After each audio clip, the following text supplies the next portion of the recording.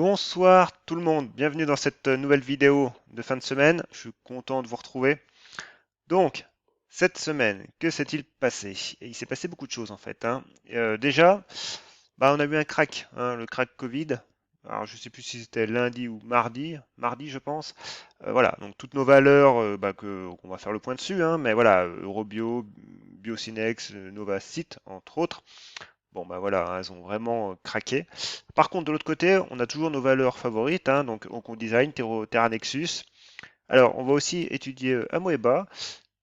J'ai Serge Ferrari. Qu'est-ce que j'ai d'autre? J'ai Serinov. Voilà. Rally, on me l'a demandé ce week-end, donc le week-end dernier. Donc voilà, je vais la faire avec vous. Katana, qui nous fait un beau breakout en ce moment. Et puis CGG, pareil, qui nous prend quand même 74% là en quelques séances. Donc, tout d'abord, avant de commencer l'analyse du CAC 40, n'hésitez pas à vous abonner, à activer la petite flèche de notification si vous aimez cette vidéo, si vous trouvez que mes interventions sont utiles, claires, mettez-moi un petit pouce bleu, comme ça me montre voilà, que vous êtes intéressé, que je fais du bon travail, et ça me motive encore plus. Voilà, on commence tout de suite avec donc, le CAC 40. Donc évidemment, voilà, on voit très bien que le CAC 40, il nous a explosé sa résistance, sa zone de résistance des 5200 hein, cette semaine. Voilà, c'est le pendant positif du flash crack, du crack Covid, on va dire, voilà, depuis l'annonce du vaccin. Donc du coup, voilà, il s'est enflammé. J'avais un petit report chartiste qui est là, donc je pensais pas l'atteindre aussi rapidement, mais on l'a atteint hein, à quelques points près. Voilà, il est atteint. Maintenant, on consolide, ce qui est quand même somme toute logique. Donc pour l'instant, voilà, il y a pas péril il y a pas péril, hein. On voit très bien que le MACD est encore largement positif. Le RSI surfe sur ses 70, mais n'a pas encore donné de signal baissier. Et ensuite, on peut passer rapidement en graphe 1 heure. Donc, on voit très bien que le graphe 1 heure, le prix latéralise hein, depuis quelques séances. Alors, rapidement, on peut tracer quelques petites lignes. Alors, on peut faire ça. On peut faire ça. Mais après, c'est surtout le niveau là. On a un gap là, ici qui est là, voilà, et qui sera en résistance. La bande de Bollinger arrive. Donc voilà, les 5430 hein, et 5200 points, on va dire, vraiment à tenir moyen terme. On voit très bien qu'à très court terme, les 5345 seront en zone de support, hein. On voit très bien la M50 arrive, donc à tenir, à très court terme. Donc du coup, euh, toc, voilà. Nos valeurs. Donc on va commencer par Terra Nexus. Allez, on va commencer par Terra Nexus. Terra Nexus, ça nous a fait une très belle semaine. Je ne vous apprends rien. J'en ai déjà parlé mercredi. Donc du coup, cette fois-ci, bon, aujourd'hui, petite séance de consolidation, on va dire, ce qui est pareil, logique. Bon, voilà, on a quand même quasi touché notre objectif des 17 euros. Et du coup, on consolide. Donc là, à très court terme, voilà, c'est la moitié du grand chandelier généralement qui fait une zone de support court terme, donc les 15 et 15-30. On peut passer en horaire.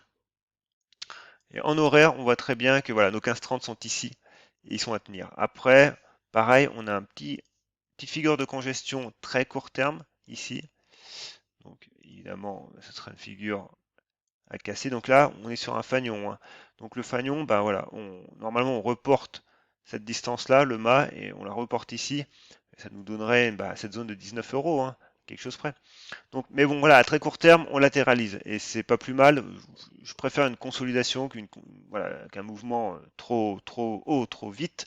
Donc là, on consolide tranquillou. Ça me va très très bien, mais ça reste largement haussier. Ensuite, Ocon Design. Alors, Ocon Design, pareil. Elle, bon, pour l'instant, elle échoue encore sous sa M200. La M200 est encore en résistance. Mais on voit très bien que les 10, 25, 10, 30 sont bien défendus. Ils sont même super bien défendus aujourd'hui. Donc à l'heure où j'enregistre, là, il est 17h36. Donc voilà, je suis en données retardées là sur ces graphes. Donc on va voir exactement où ça en est. Mais voilà, cette zone-là des 10-30 est vraiment bien défendue. On fait une belle mèche basse. Donc c'est toujours positif pour la suite. Ensuite, j'ai alors, Serinov. Serinov, elle nous a fait pareil, un joli breakout hein, quand même hier. Aujourd'hui, elle consolide, ce qui est pareil, ce qui est logique. Donc pas de signal baissier encore pour le moment. Si on passe en graphe 1 heure pour affiner un peu notre vision, On voit très bien hein, que la M20 est en support, elle est haussière. On voit que le prix bute dessus, ben, voilà, rebondit dessus, donc c'est très bien. C'est très bien. Maintenant, il faut refranchir les 1,30 voilà, pour lancer cette hausse et tenir cette zone là des 1,15. Hein, voilà. Ensuite, j'ai Serge Ferrari. Donc Serge Ferrari, c'est un petit moment que j'en ai pas parlé, mais pareil, elle est dans son range, pépère. Ça fait pas de bruit, hein, on parle pas, il n'y a personne qui en parle de cette valeur. Mais entre 7 euros et 5,30, c'est un range. Donc le MACD, il est plat de chez plat. On peut voilà, difficilement faire plus plat, hein, on oscille entre le 0, voilà, autour du 0. La M200 est plate également. Voilà, toutes nos moyennes en gros sont plates et on oscille autour de ce range. Et on voit très bien que le bas du range est toujours réactif. Hein. On est toujours. Alors, je fais quoi moi? Alors, voilà. Ah bah non, je suis con, c'est là. Je m'embrouille. Donc du coup, voilà, le prix est quand même encore travailler encore sa M200. Bon, le premier objectif ici, bah du coup déjà, c'est de breaker cette zone des 6 euros pour aller rejoindre cette oblique et surtout les 7 euros. Puis après, voilà, à plus long terme, on va dire, on a quand même toujours cette belle résistance oblique, voilà, très long terme, avec cette M200, voilà, qui est là sur les 8 euros, 8,24. Mais voilà, déjà on est dans un range. À très court terme les 6, à moyen terme les 7, à très long terme les 8. Ensuite, j'ai. Alors, du coup, on va faire nos valeurs Covid, celles qui ont vraiment en gros dérouillé. Donc, la première, Alnov. Alors, Alnov. Bah maintenant, voilà, Alnov, alors on va se remettre en graphe daily. Alnov, on voit très bien que voilà, on a eu notre fort mouvement haussier, on a latéralisé un petit peu, et puis voilà, après, on a eu un fort rachat. Néanmoins, voilà, ici, ça a mis tout le monde d'accord. On a cassé ce TM20. On a été même chercher très très bas, hein, les 6 euros quasiment. Voilà, on rebondit, mais on est dans un canal baissier maintenant. Donc, bah, ce rebond, et c'est pas une hausse viable à long terme. On voit très bien que les bandes de Bollinger encadrent, encore une fois, et du coup, les 13 euros, 14 euros, ben, ouais, c'est les plus hauts, et ce sera les plus hauts à dépasser si on veut relancer une hausse. Et là, actuellement, vu le contexte, avec cette news de vaccin, ça va être compliqué. Voilà. Donc, on oscille. Là, les 10 euros, 10,50 € seront forcément, certainement en résistance. On voit très bien qu'en plus, c'est la M20, il n'y a jamais de mystère. Hein. La M20, elle est pile dedans. Donc voilà, on a une belle zone de résistance sur les 10, 10,50. Ensuite, Eurobio, c'est un peu le même schéma. Voilà, donc du coup, ouais, on avait une zone de latéralisation, on l'a cassée, et puis on est en rebond technique sur cette zone des 15 euros.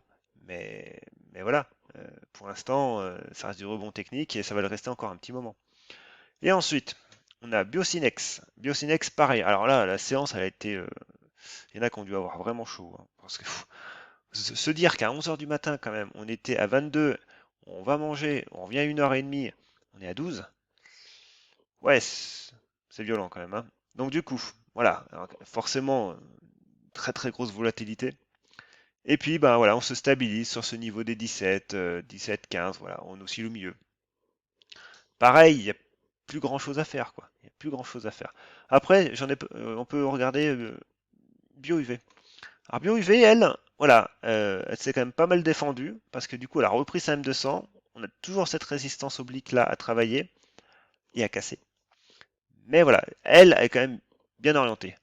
Donc, pour ces valeurs Covid, je pense que ça sera bon. On va maintenant passer à Moeba. Alors, Amoeba, elle me plaît de plus en plus. Amoeba. Amoeba. Elle me plaît de plus en plus quand même celle-là.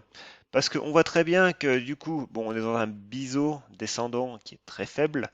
Mais moi, ce que je vois surtout, voilà, c'est ces niveaux-là. Là. On voit très bien hein, les 2,90, 3 euros. Voilà. C'est un niveau pivot court terme. Bon, après, voilà, c'est surtout le niveau des 3,30 à passer. Mais voilà, on voit on dessine quelque chose. Hein. On a la 7EM200, 7EM50 qui est en support, donc dans les 2,26, 2,30, zone à tenir. Par contre, voilà, là on fait plein de mèches, on a les bandes de Bollinger qui se contractent. Notre MACD, et il est neutre. Voilà, on est neutre à court terme. Donc voilà, les 3 euros, en plus c'est un seuil psychologique, hein, donc, à tenir, à franchir. et puis ça peut être intéressant. Ensuite, j'ai Katana. Alors Katana, j'en ai parlé hier de mémoire, et aujourd'hui, eh ben, elle nous fait 6%. 6% avec un beau breakout. Alors là, pour le coup, je suis passé à travers, hein. Je voulais mettre mon ASD, mon ordre à seuil de déclenchement, j'ai oublié. Donc, dommage. Mais bon, voilà. Très beau, très beau range. Alors, on va supprimer les retracements. On avait, voilà, depuis 2-3 séances, ça travaillait à la M200. Donc, du coup, j'avais passé un graphe horaire, histoire d'affiner. On voit très bien que là, eh ben voilà, on a breaké ici pile. Et puis après, c'est parti. Voilà, on s'est échappé. Belle hausse de volume quand même, hein. Le volume crédibilise. Et là, clairement, il est là. Donc, ben, maintenant, tenir voilà, les 2,40 et surtout tenir voilà, cette zone-là, hein, qui est assez large, de 30, de 30, de 40. Mais on a une belle réaction haussière aujourd'hui. Ensuite, j'ai EOS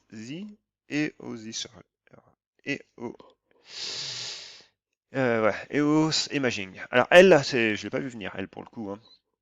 Pour être franc, je ne l'ai pas du tout vu venir. Pourtant, on avait un niveau pivot, il était quand même d'enfer. Il était d'enfer. Après, ici, on avait... Bon, en fait, on était dans un range, hein, pour simplifier les choses. Voilà. Et là, on a cassé, mais alors, pareil, c'est monumental, hein. Le volume, il est énorme. Bon, évidemment, le RSI est un peu en surachat, hein, forcément, vu la bougie. Mais très, très, très, très beau mouvement.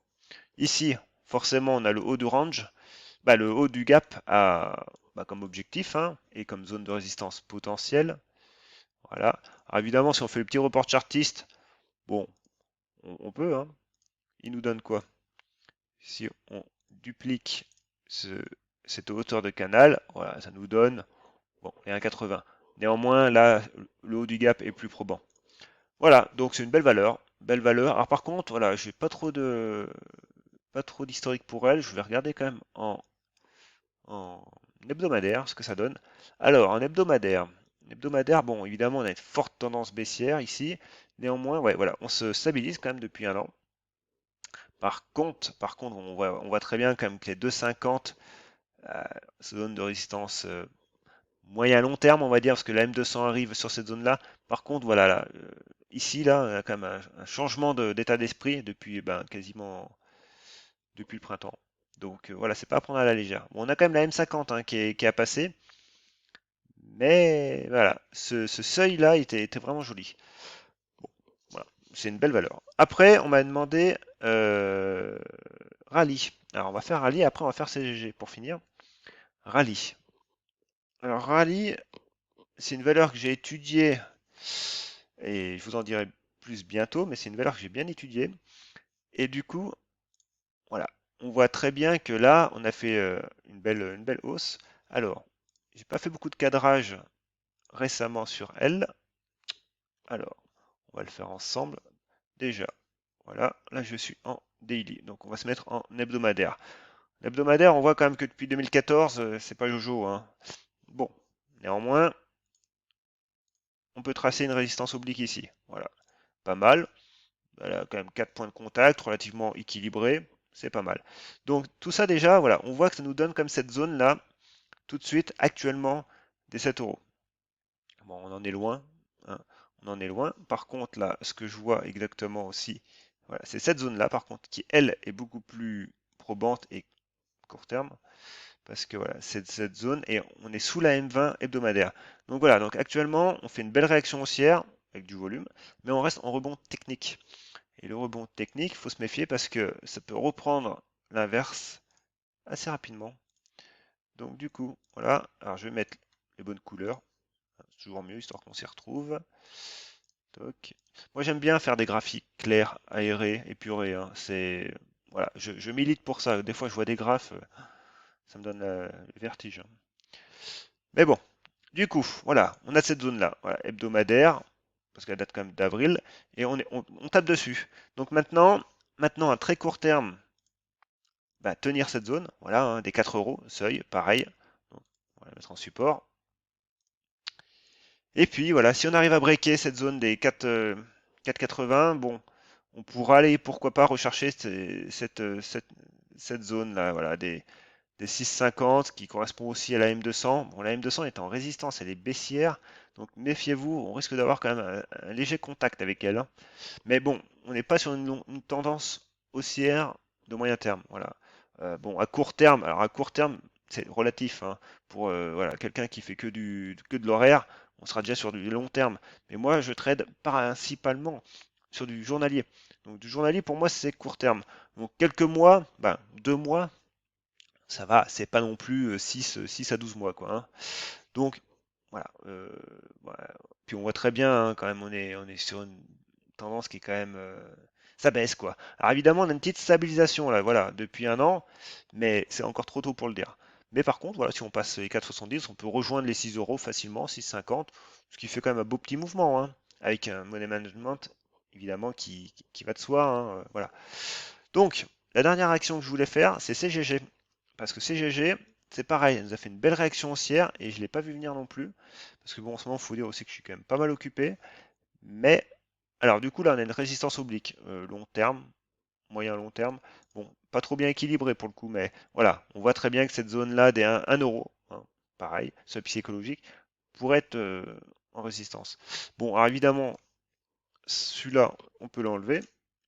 Alors, on va tracer, hein, on va tracer ensemble nos seuils. Donc, j'ai. Alors, toc.